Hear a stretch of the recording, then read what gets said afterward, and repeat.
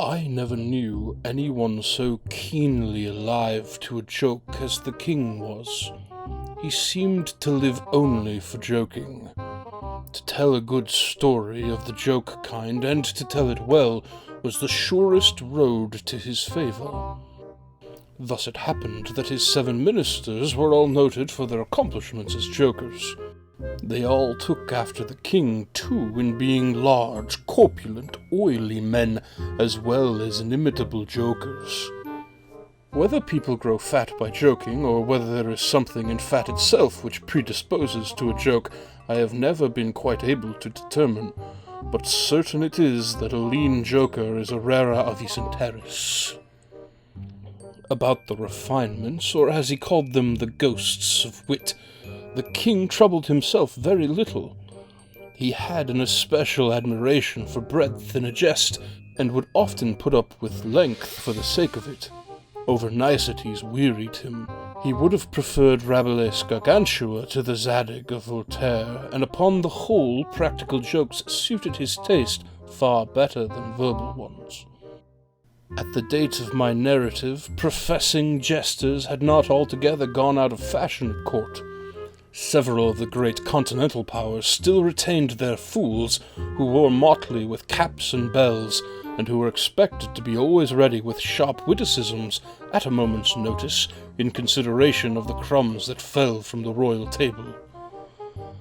Our king, as a matter of course, retained his fool.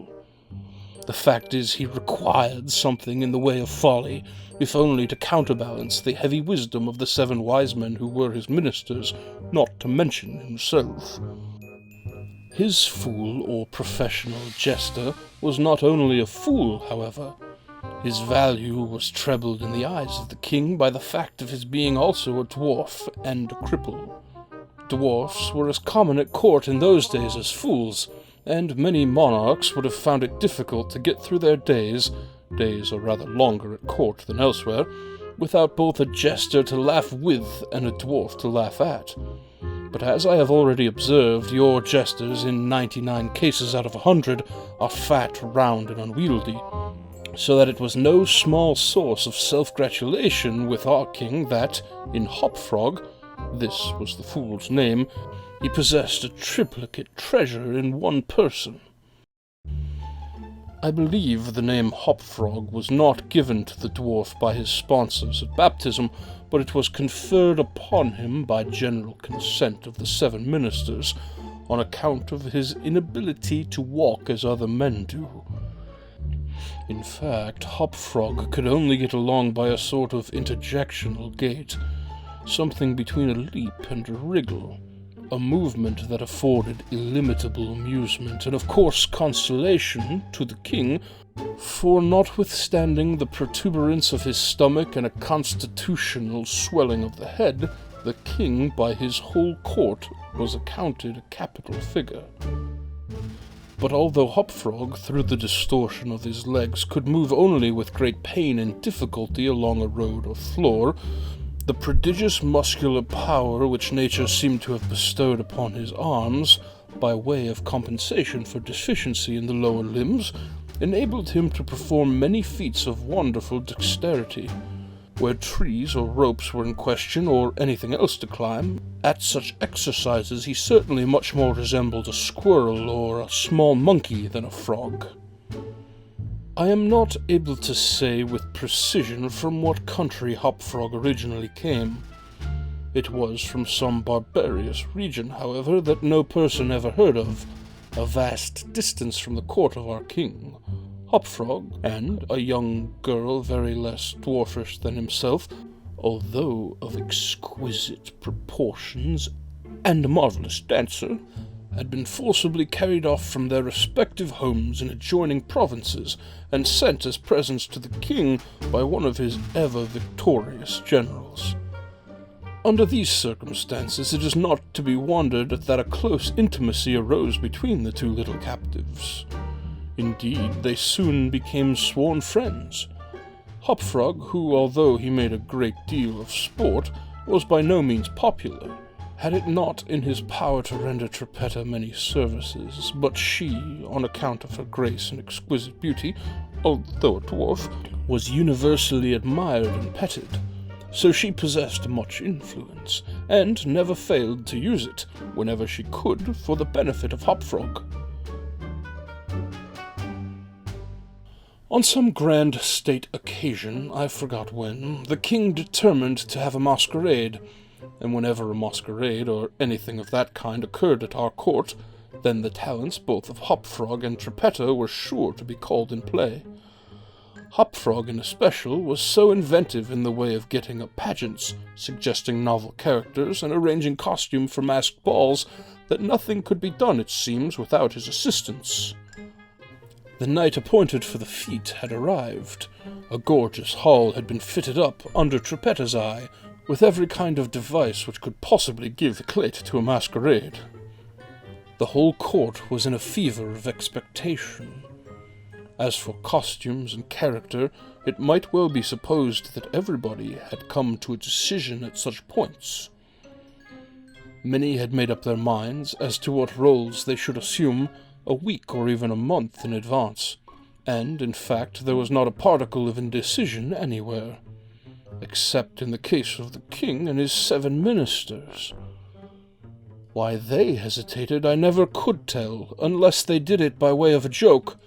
More probably they found it difficult, on account of being fat, to make up their minds. At all events time flew, and, as a last resource, they sent for Trippetta and Hopfrog. When the 2 little friends obeyed the summons of the king, they found him sitting in his wine with the 7 members of his cabinet council. But the monarch appeared to be in a very ill humour. He knew that Hopfrog was not fond of wine, for it excited the poor cripple almost to madness, and madness is no comfortable feeling. But the king loved his practical jokes, and took pleasure in forcing Hopfrog to drink, and, as the king called it, to be merry. "Come here, Hopfrog," said he, as the jester and his friends entered the room. "Swallow this bumper to the health of your absent friends." Here Hopfrog sighed. "And then let us have the benefit of your invention. We want characters, man, something novel, out of the way. We are wearied with this everlasting sameness. Come, drink. The wine will brighten your wits." Hopfrog endeavoured, as usual, to get up a jest in reply to these advances from the king, but the effort was too much. It happened to be the poor dwarf's birthday, and the command to drink to his absent friends forced the tears to his eyes. Many large, bitter drops fell into the goblet as he took it humbly from the hand of the tyrant. Roared the latter, as the dwarf reluctantly drained the beaker. "See what a glass of good wine can do. Why, your eyes are shining already." Poor fellow! His large eyes gleamed rather than shone, for the effect of wine on his excitable brain was not more powerful than instantaneous. He placed the goblet nervously on the table and looked round upon the company with a half-insane stare. They all seemed highly amused at the success of the king's joke. "And now to business," said the Prime Minister, a very fat man. "Yes," said the king. "Come, Hopfrog, lend us your assistance. Characters, my fine fellows. We stand in need of characters. All of us." And, as this was seriously meant for a joke, his laugh was chorused by the 7. Hopfrog also laughed, although feebly and somewhat vacantly. Come, said the king impatiently. "Have you nothing to suggest?" "I am endeavoring to think of something novel," replied the dwarf abstractedly, for he was quite bewildered by the wine. "Endeavoring?" cried the tyrant fiercely. "What do you mean by that? Ah, I perceive. You are sulky and want more wine. Here, drink this!" And he poured out another goblet full and offered it to the cripple, who merely gazed at it, gasping for breath. "Drink, I say. shouted the monster. Or by the fiends! The dwarf hesitated. The king grew purple with rage. The courtiers smirked. Trippetta, pale as a corpse, advanced to the monarch's seat, and falling on her knees before him, implored him to spare her friend. The tyrant regarded her for some moments, in evident wonder at her audacity. He seemed quite at a loss what to do or say, how most becomingly to express his indignation. At last, without uttering a syllable, he pushed her violently from him, and threw the contents of the brimming goblet in her face. The poor girl got up as best she could, and not daring even to sigh, resumed her position at the foot of the table. There was a dead silence for about half a minute, during which the falling of a leaf or of a feather might have been heard. It was interrupted by a low but harsh and protracted grating sound which seemed to come at once from every corner of the room. What? What are you making that noise for? Demanded the king, turning furiously to the dwarf. The latter seemed to have recovered in great measure from his intoxication, and looking fixedly but quietly into the tyrant's face, merely ejaculated, I? How could it have been me? The sound appeared to come from without, observed one of the courtiers. I fancy it was the parrot at the window, wetting his bill upon his cage wires. True, replied the monarch, as if much relieved by the suggestion. But on the honor of a knight, I could have sworn that it was the gritting of this vagabond's teeth. Hereupon the dwarf laughed.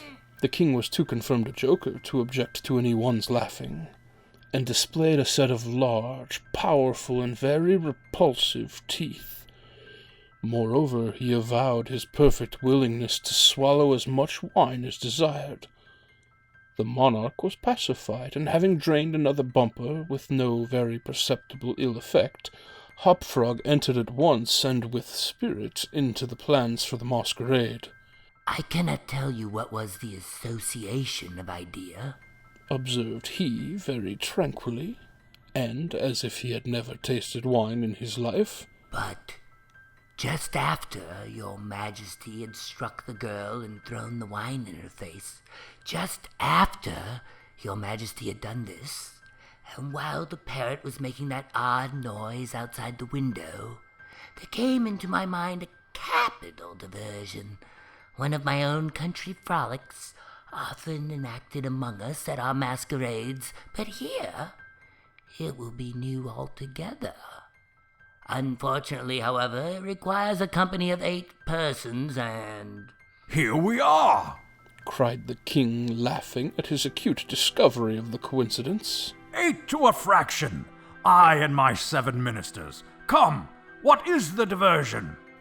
We call it, replied the cripple, the 8 chained orangutans, and it really is excellent sport if well enacted. We will enact it, remarked the king, drawing himself up and lowering his eyelids. The beauty of the game, continued Hopfrog, lies in the fright it occasions among the women. Capital! Roared in chorus the monarch and his ministry. I will equip you as orangutans, proceeded the dwarf. Leave all that to me. The resemblance shall be so striking that the company of masqueraders will take you for real beasts. And of course they will be much terrified as astonished. This is exquisite, exclaimed the king. Hopfrog, I will make a man of you. The chains are for the purpose of increasing the confusion by their jangling. You are supposed to have escaped en masse from your keepers. Your Majesty cannot conceive the effect produced at a masquerade by 8 chained orangutans imagined to be real ones by most of the company, and rushing in with savage cries among the crowd of delicately and gorgeously habited men and women. The contrast is inimitable. It must be, said the king, and the council arose hurriedly, as it was growing late, to put in execution the scheme of Hopfrog. His mode of equipping the party as orangutans was very simple, but effective enough for his purposes. The animals in question had, at the epoch of my story, very rarely been seen in any part of the civilized world, and, as the imitations made by the dwarf were sufficiently beast-like and more than sufficiently hideous, their truthfulness to nature was thus thought to be secured. The king and his ministers were first encased in tight-fitting stockinette shirts and drawers. They were then saturated with tar. At this stage of the process, someone of the party suggested feathers, but the suggestion was at once overruled by the dwarf, who soon convinced the 8, by ocular demonstration, that the hair of such a brute as the orangutan was much more efficiently represented by flax. A thick coating of the latter was accordingly plastered upon the coating of tar. A long chain was now procured. First it was passed about the waist of the king and tied, then about another of the party and also tied, then about all successively in the same manner. When this chaining arrangement was complete, the party stood as far apart from each other as possible.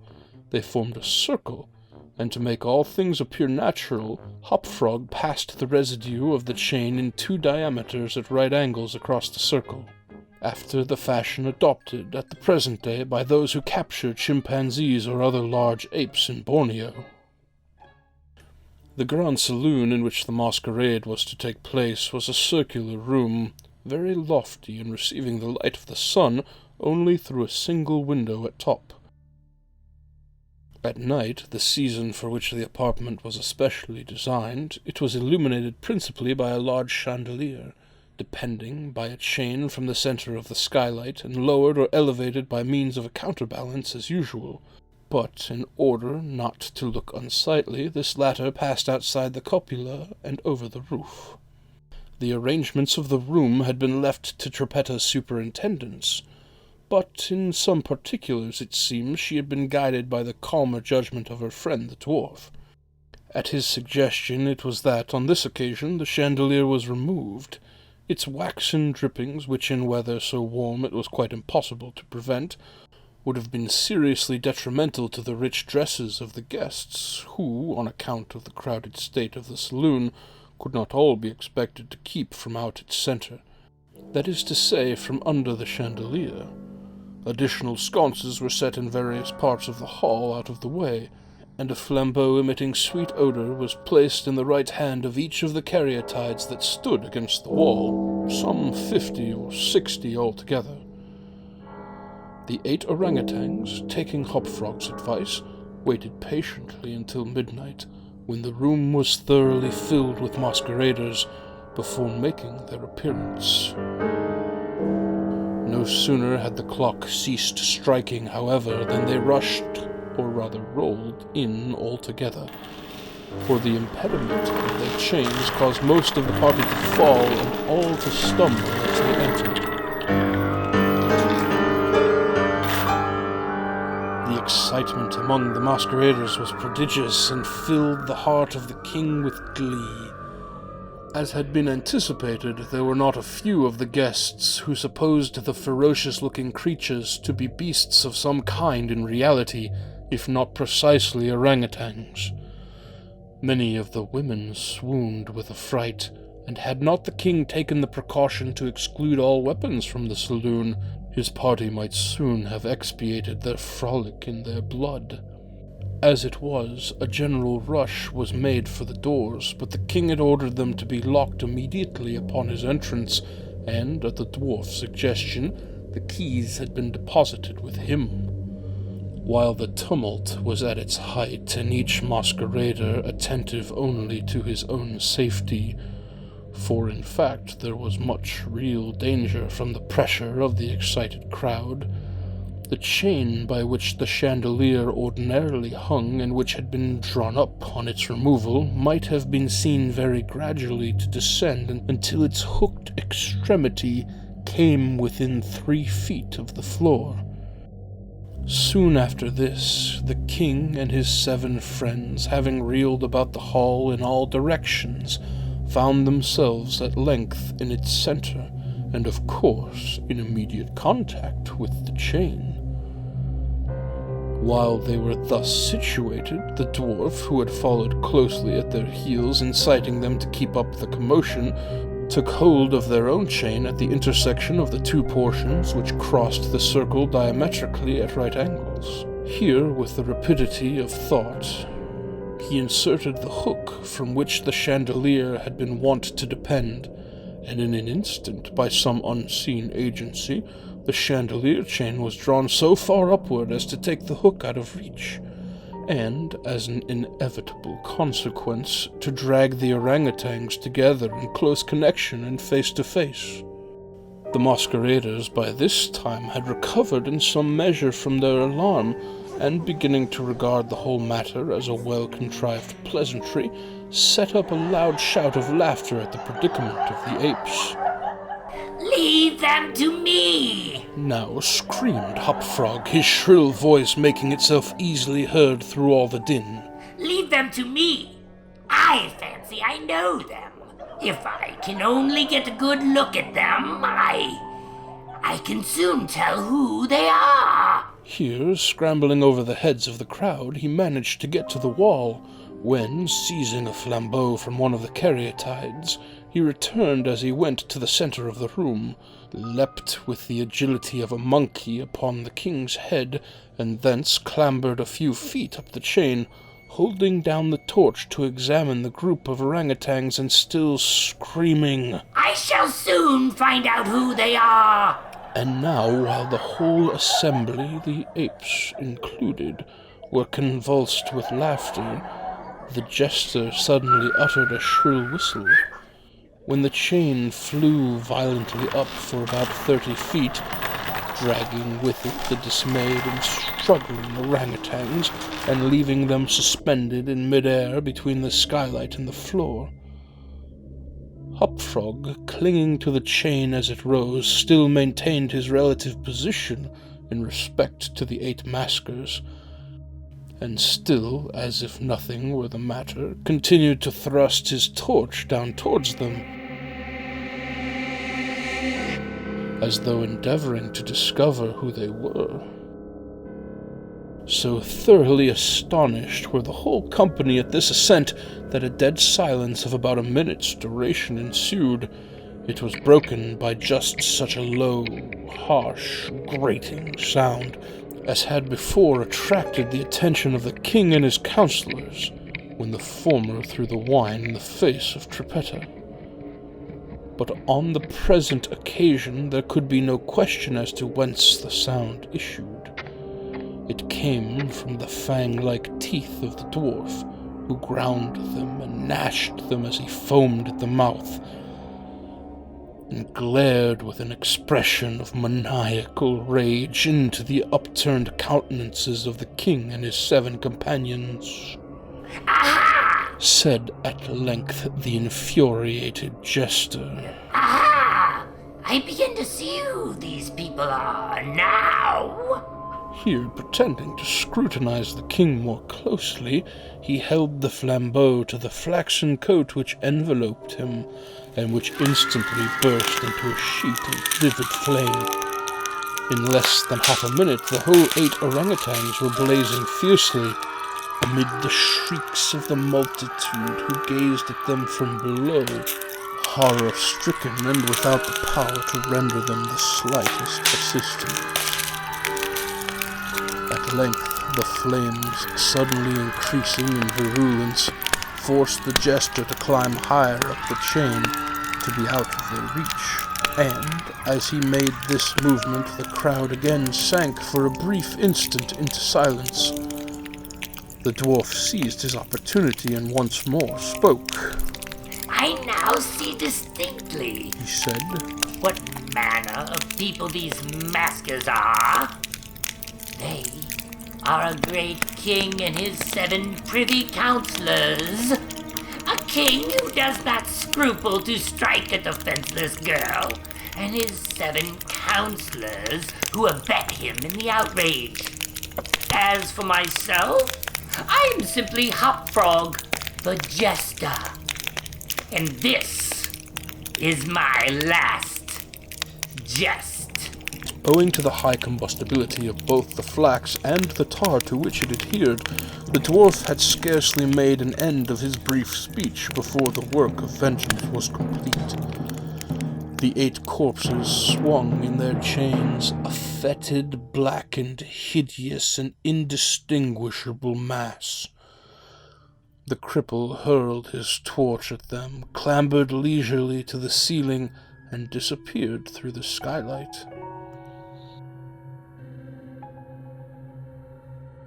It is supposed that Trippetta, stationed on the roof of the saloon, had been the accomplice of her friend in his fiery revenge, and that together they effected their escape to their own country, for neither was seen again.